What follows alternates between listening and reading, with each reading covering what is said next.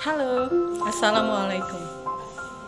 Pada kesempatan kali ini, saya akan memaparkan materi mengenai teks eksplanasi.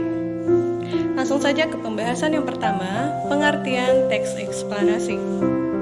Teks eksplanasi berisi penjelasan proses terjadinya suatu fenomena, baik fenomena alam, sosial, maupun budaya. Selanjutnya, ciri-ciri teks eksplanasi. Yang pertama, informasi yang dimuat berupa fakta. Yang kedua, informasi bersifat ilmiah atau keilmuan. Yang ketiga, bersifat informatif serta tidak berusaha mempengaruhi pembaca. Dan yang keempat, disusun dengan pola kausalitas ataupun kronologis. Selanjutnya, gagasan umum teks eksplanasi. Gagasan umum disebut juga sebagai gagasan pokok, yaitu dasar pengembangan suatu paragraf.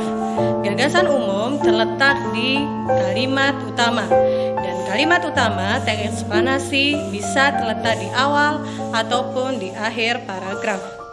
Perhatikan contoh berikut. Sejak masa dahulu, para ahli bintang atau astronom mempelajari bintang-bintang di langit malam. Kemudian, mereka berhasil melihatnya melalui teleskop. Sekarang ini, kita dapat mempelajari angkasa luar dari dekat.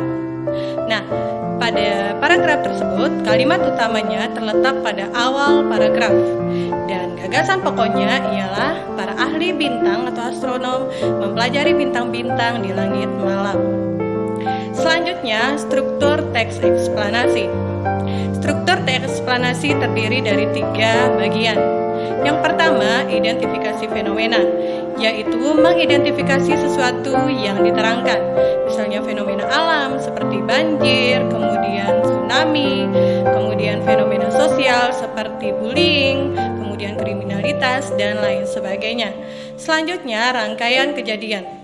Rangkaian kejadian dapat disusun dengan pola kausalitas atau sebab akibat suatu fenomena dan pola kronologis atau urutan waktu kejadian. Selanjutnya, ulasan.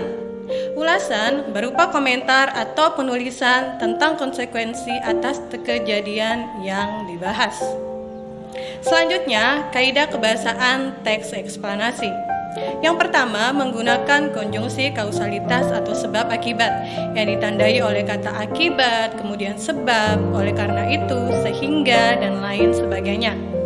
Kedua, menggunakan konjungsi kronologis atau urutan waktu yang ditandai dengan kata kemudian, lalu, pada akhirnya, dan lain sebagainya.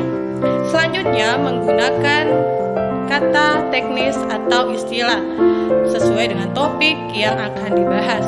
Misalnya pada bidang biologi, contohnya komponen biotik dan abiotik. Selanjutnya, menggunakan kata benda jenis fenomena, misalnya hujan, gerhana, tsunami, dan lain sebagainya. Demikian pemaparan saya. Terima kasih dan wassalamualaikum warahmatullahi wabarakatuh.